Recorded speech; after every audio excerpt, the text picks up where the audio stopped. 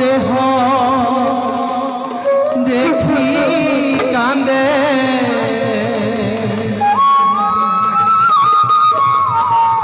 পাঠ ধনঞ্জয়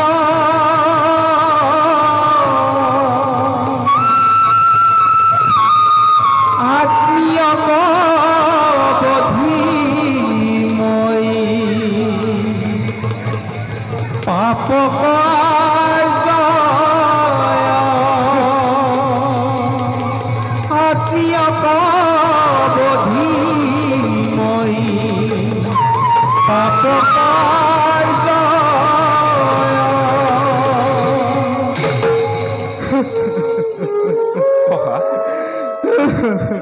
পার্থ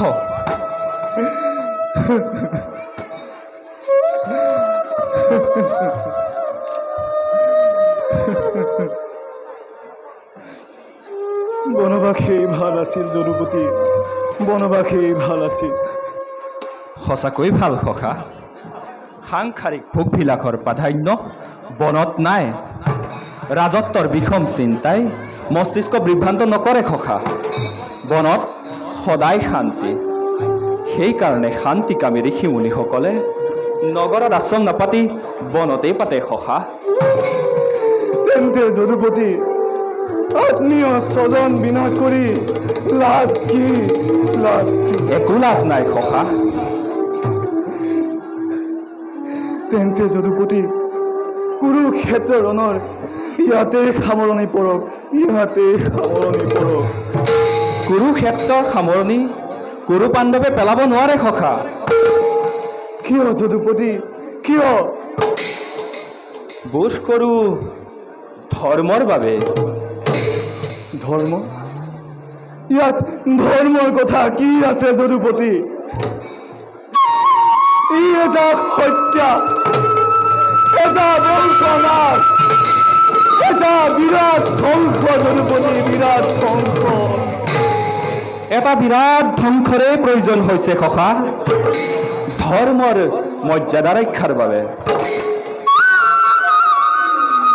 পিতামহক হত্যা কৰা গুৰুক হত্যা কৰা দুৰ্বল নিৰীহ প্ৰাণীক হত্যা কৰা এয়া কি ধৰ্ম যদুপতি কি ধৰ্ম প্ৰকাশ্যে সভাত বালকক সপ্তৰথীয়ে নৃশংসভাৱে বধ কৰা প্ৰকাশ্যে ৰাজসভাত পাঞ্চালীক অপমান কৰা এয়া কি ধৰ্ম ফাল্গুনী হে মাধৱ উত্তেজিত নকৰিবা আৰু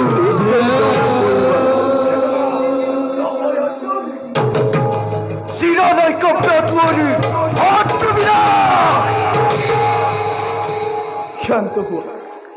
শান্ত হোৱা দাদা ৰাঙলী কৰিছো হাত শিক্ষাদাতা দীক্ষাদাতা গুৰুৰ তেজেৰে ৰাঙলী কৰিছো হাত পিতামহ ভীষ্মৰ তেজেৰে আৰু কিয় দাদা কিয়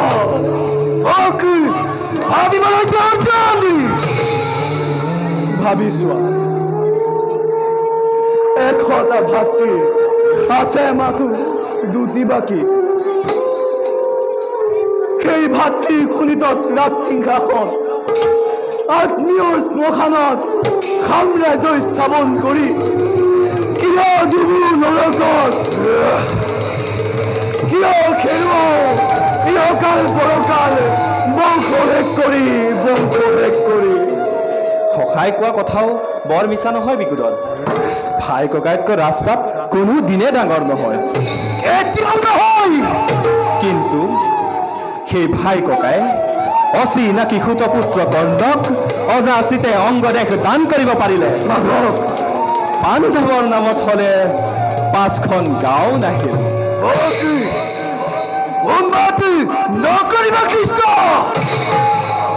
উন্মাদ কৰা নাই বিকুদৰ এতিয়াও প্ৰতিজ্ঞা বাকী সত্যৰ প্ৰতিজ্ঞা বিকুদৰৰ প্ৰতিজ্ঞা গান্ধীৰ ধাৰী অৰ্জুনৰ প্ৰতিজ্ঞা এতিয়াও বাকী কুৰু সভাত উৰু দেখুওৱা দুৰ্যোধন আজিও অক্ষত দেশত পাঞ্চালী আজিও মুক্ত কেঠি দুশাসন আৰু দাম্ভিক কৰ্ম আজিও জীৱিত আৰু দাম্ভিক কৰ্ম আজিও জীৱিত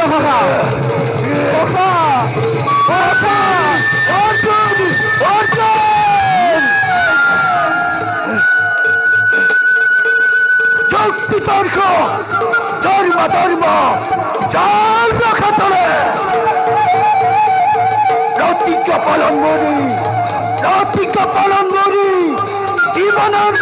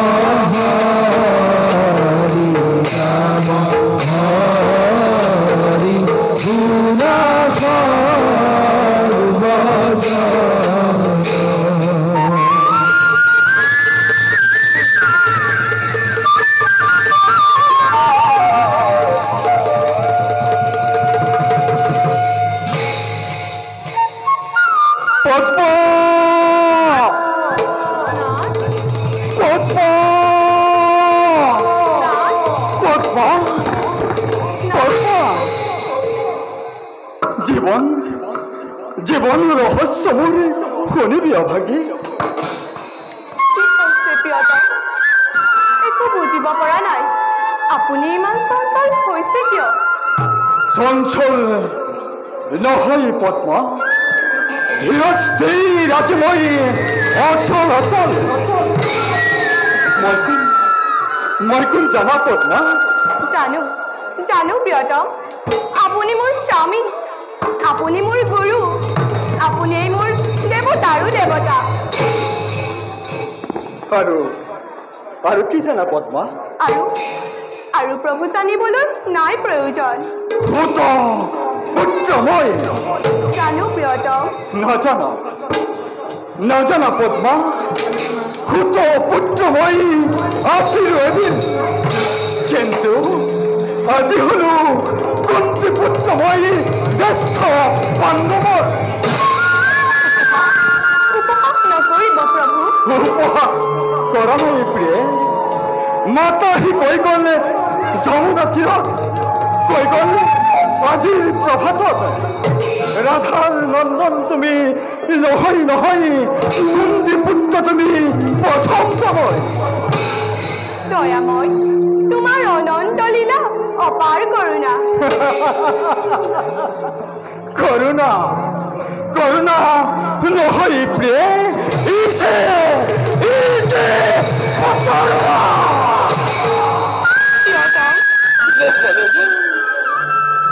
গচ্ছ করি জীবনের সোণালী গরিমা ক্ষীর পাতি লই লই ঋষির অভিশাপ যৌবনের অন্তিম পরতে জানিল হেতেন কিয় রাজ রাজেশ্বরী কুন্তি মাতৃভূমির স্বার্থপর স্বার্থপর স্বার্থপর পদ্মা সমস্ত পৃথিবী মাথু স্বার্থর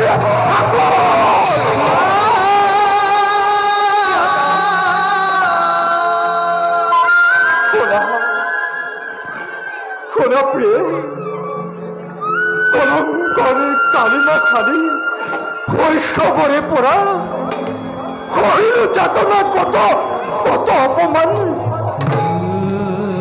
কথা কথা প্রিয় দ্বিতীয়ত জননীর নাকান্দিলে প্রাণ বলি আচার্য গুরু নই হস্ত শিক্ষা বলতে নীতি দেখিয়া দ্রৌপদীর ক্ষয়ম্বরের দিনা দ্রুপদ বেলাই হীন বলি নিজ বলি করেছিলে কত অপমান কত নগর বুড়ি বড় মাল্যদান কথা কথা প্রিয়ে সেই দিনে তো জনদীর নাকান্দিরে পান কিন্তু আজি আজি এই দাৰুণৰ কথা নুশুনাব আৰু প্ৰভু নোৱাৰো বুজিব অতকাল আছিল কিয় আপোনাৰ জীৱন ৰহস্য ৰহস্যেৰ ভাবে পদ্মা জীবন ৰহস্য মোৰে গোপনে আসিল কি ৰহস্য প্ৰিয়তম হোনা পদ্মা কোমরে আসিল মোরে জননী যেতিয়া আদিত্যর তেজতে দেখা পেলে তেতিয়াই কর্ণক তোমার কলঙ্কর কলঙ্কর সেকা ধুই নিকা করার উপায় আছিল মাথু নিসহায় নির্দোষী শিশুকে জ্ঞান করে মাটির পুতলা অকাতরে অম্লানে বদনের নদীর কাছে বিসর্জন্তিয়া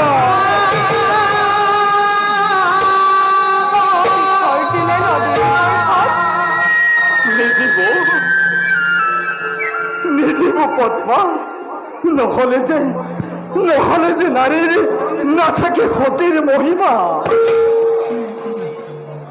গর্ভজাত সন্তানক কোন হতে পেৰেহি মাতিয়ে শান্ত হওয়া পদ্মা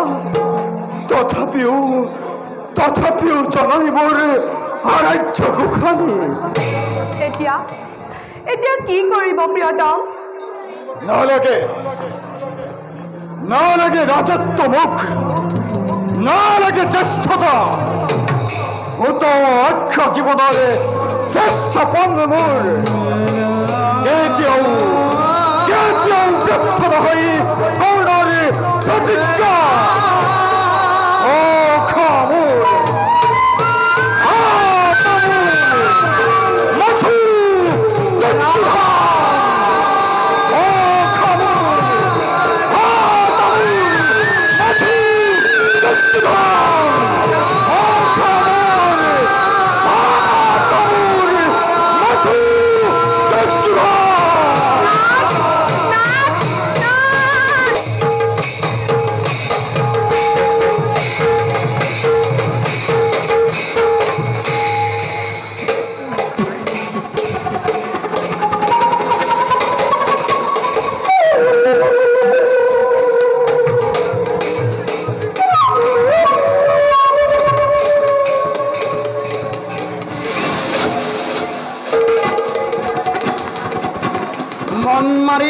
বহি থাকিলে আৰু কি হ'ব দুৰ্যোধন? ভীষ্ম দুৰ্ণ যদিও বীৰ আছিল, পক্ষ পাতি আছিল।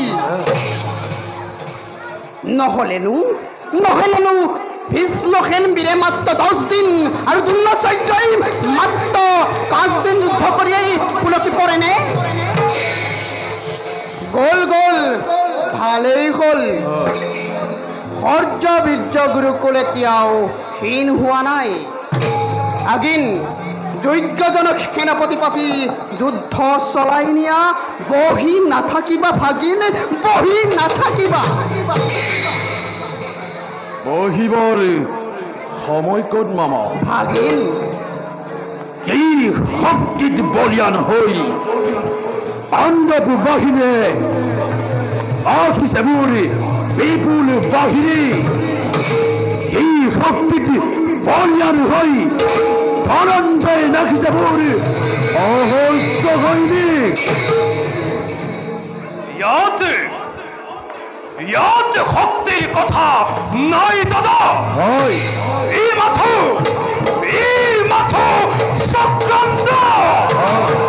চক্ৰান্ত কৰি সেই ক'ত কলিয়াকে সেইখন ঠিক অৰ্জুনৰ ৰথত বহুৱাই পিতামহক বধ কৰিলে। আৰু অশ্বত্থামা সত ইতিগত বুলি কৈ অসত্য সংবাদ প্ৰচাৰ কৰোৱাই গুৰুদেৱকো মৃত্যুমুখত পেলালে দাদা। ঠিক কৈছা দুখাখন, ঠিক কৈছা।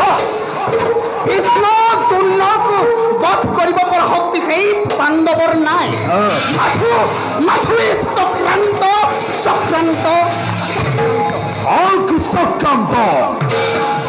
এইবাৰ তাক ব্যাখ্যা কৰিব লাগিব মামা।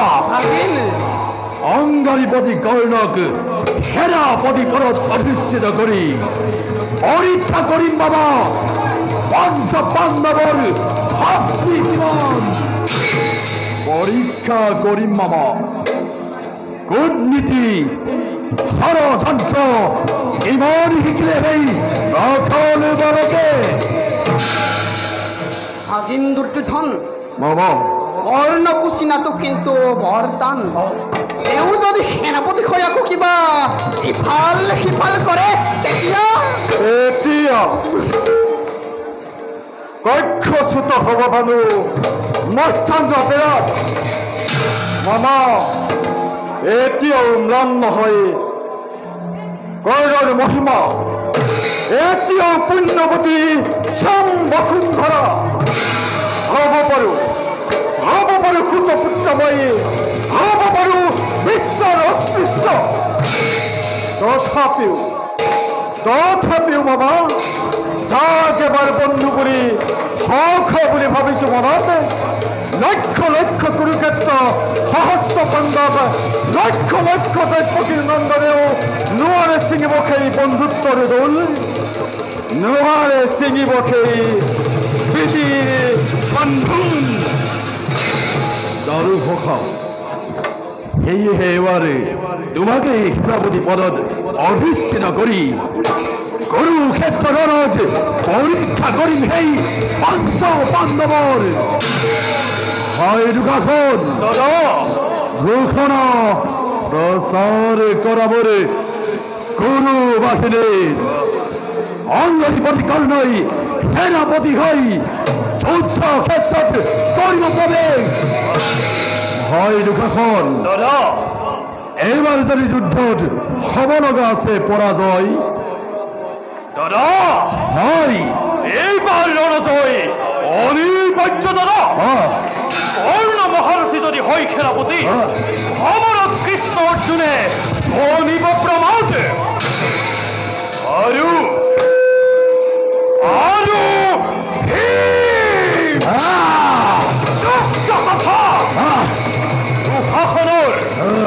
দুঃশাসনৰ ৰক্তপান।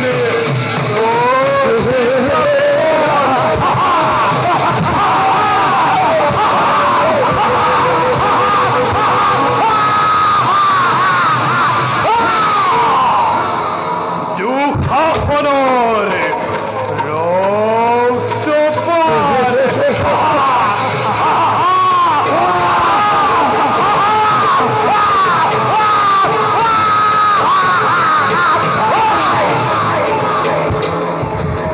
বোপা দুৰ্যোধন মামা মই এটা কথা ভাবিছো কি কথা মামা কেনেবাকৈ সেই কলীয়া কৃষ্ণটোক সিফলীয়া কৰিব নোৱাৰিলে তাক কিবা এটা দিহা লগাব পাৰিলেই পাণ্ডৱৰ বুদ্ধিৰ ভুৰুকা উদং হ'ব জানি থবা ভাগিন মামা অন্যায় যুদ্ধ এবাৰ কৰিলো আৰু নকৰো মামা অন্যায় যুদ্ধ কৰি অভিমন্যুকে বধ কৰিলো কিন্তু সেই হত্যাই কৌৰৱ পাণ্ডৱ বাহিনীৰ শক্তি ক্ষয় কৰিব নোৱাৰিলে মামা বৰঞ্চ শত্ৰুপক্ষৰ শক্তিক বৃদ্ধিহে কৰিলে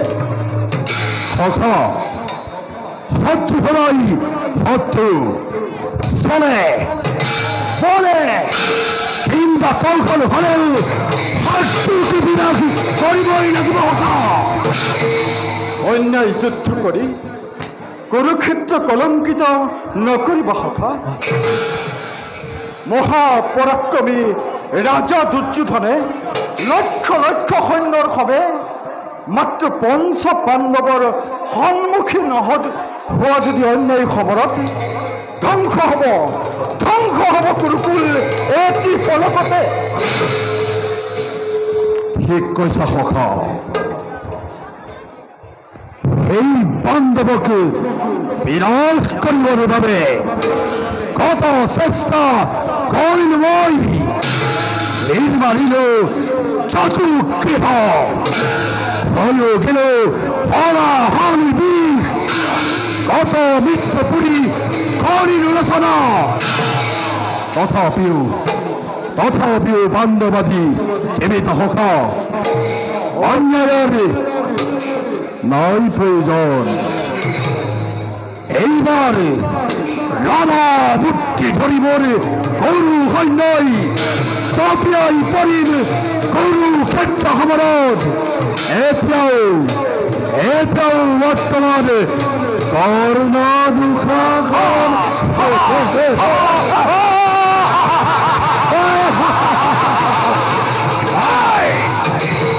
অতি সত্য কথা সখা বীৰে মাথো ধৰ্ম যুদ্ধৰ কৰি আয়োজন জয় হৈ কিংবা মৃত্যুক কৰে আলিঙ্গন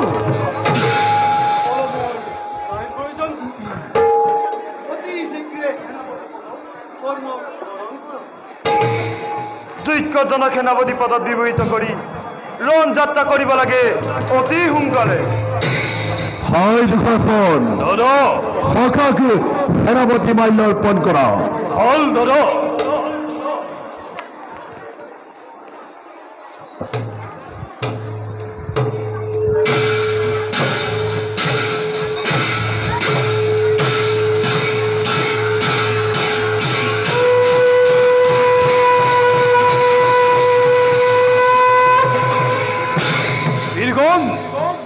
আজিৰে পৰা কৌৰৱৰ সেনাপতি অংগাধিপতি কৰ্ণ মহাৰথী ঈশায় ছবিৰ গৌন্দে সবে তই ফলি মেজেনি কপাই জয় মহাৰথী কৰ্ণৰ জয় মহাৰথী কৰ্ণৰ জয় মহামহা বীৰ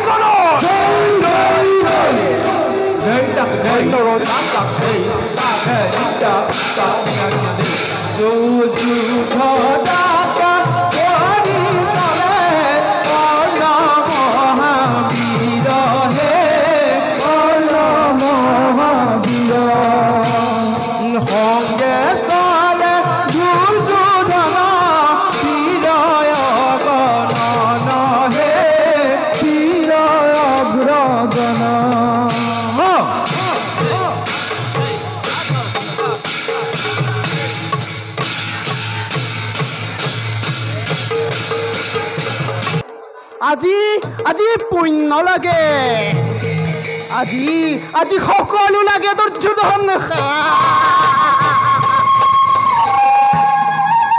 পাশা খেলত ধৰ্মলৈ মনত নপৰিল এক অৱস্থা সতিকি ব্যৱস্থা কৰোঁতে ধৰ্মলৈ মনত নপৰিল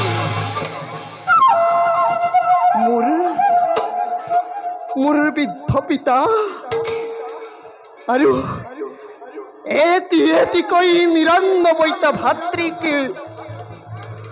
অন্ধকাৰৰ কোঠাশালত এমুঠি অন্নৰ কাৰণে মৃত্যুৰ মুখলৈ ঠেলি দিওঁতে ধৰ্মলৈ মনত নপৰিল। আজি আজি ধৰ্ম লাগে, আজি পুণ্য লাগে, আজি আজি সকলো লাগে দুৰ্যোধন, আজি সকলো লাগে।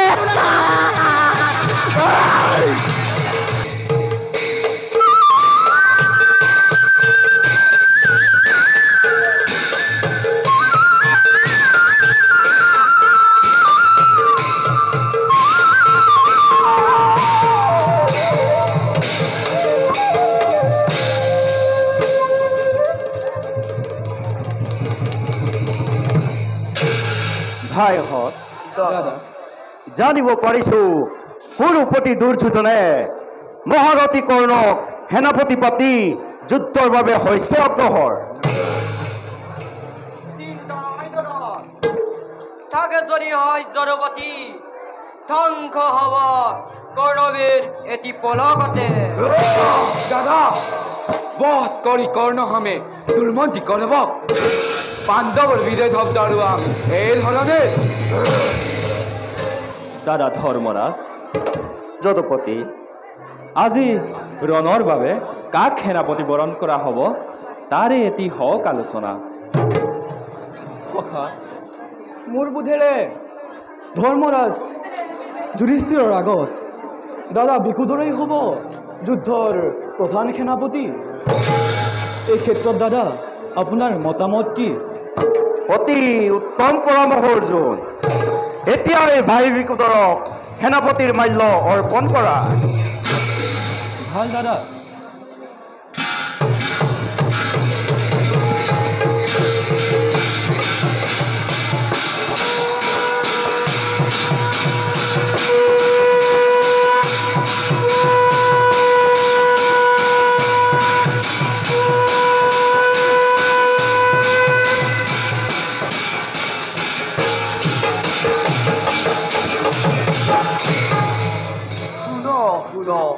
বীৰ বন্দনে ভাই, সকলোটি শুনোৱা ৰণৰ হাজেৰে আজিয়াই দুটাই গজৰ মহৰত তাক কৰি এটি গুলগুল পলকতে সৰ্বৰি বিজয় উৰুৱাম ভাৰত ভূমি। কৰা হবে জয় ধৰি স্বৰ্গ মৰ্ত্য পাতাল।